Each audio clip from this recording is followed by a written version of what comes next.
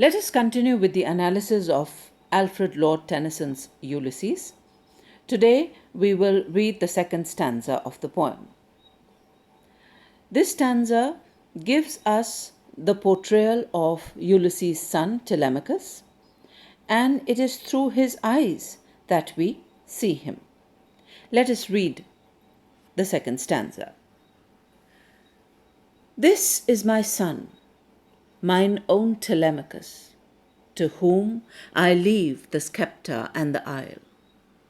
Well loved of me, discerning to fulfill this labour, by slow prudence to make mild a rugged people, and through soft degrees subdue them to the useful and the good.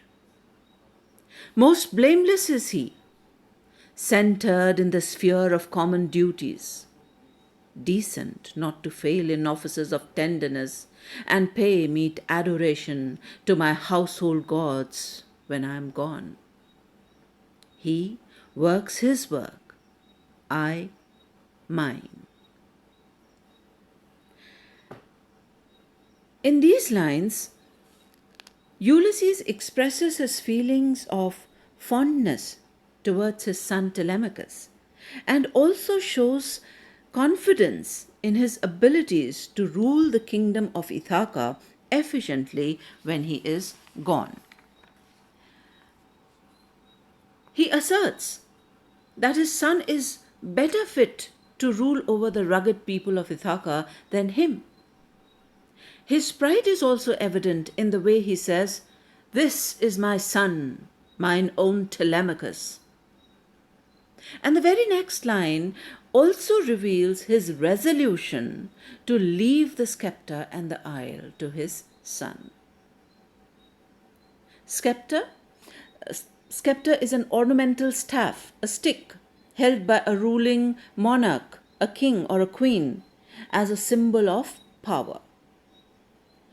Isle stands for an island or peninsula, especially a small one, and here referring to the island of Ithaca.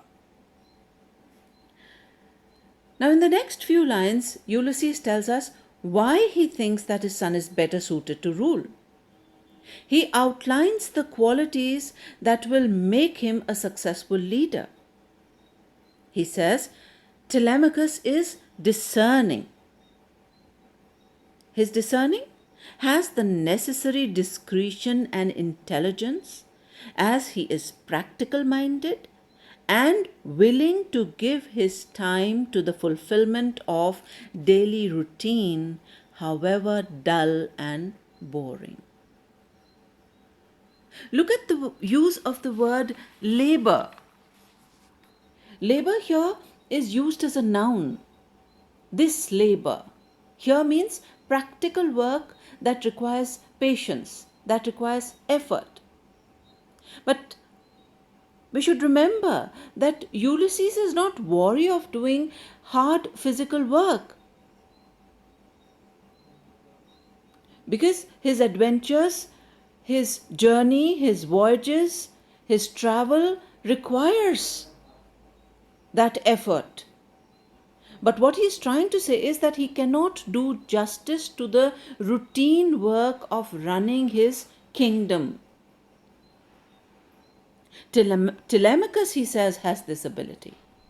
Telemachus has the ability, by slow prudence and patience, he can transform the rugged people into useful citizens. He is centered in, he is devoted to the sphere of common duties. He is decent, good enough not to fail in offices of tenderness, that is, in providing kindly services to those around him, to relationships requiring affection and care. Ulysses is all praise for his son and knows that he will act as a better successor while he resumes his travels. He further says, he works his work, I mine. That is, Telemachus, he says, knows nothing of adventure and battle, but will duly rule the kingdom because he is dutiful and ready to take over the responsibilities of the kingdom while properly honoring the household gods. He works, his work, I mine. So in this stanza, we get to know about Ulysses' son, Telemachus. We get to know something about Ulysses as a king, as a father, and the contrast between the personalities of the two men. Now, read this stanza again and try and write a short note on the character of Telemachus. Think of it in these lines. How does this stanza fit in with the poem as a whole?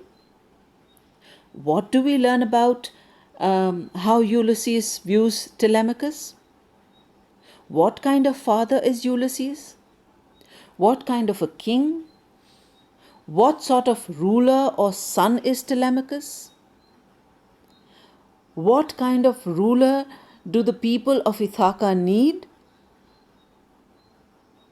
And in what way does Tennyson's poem comment on the father-son dynamics in the poem?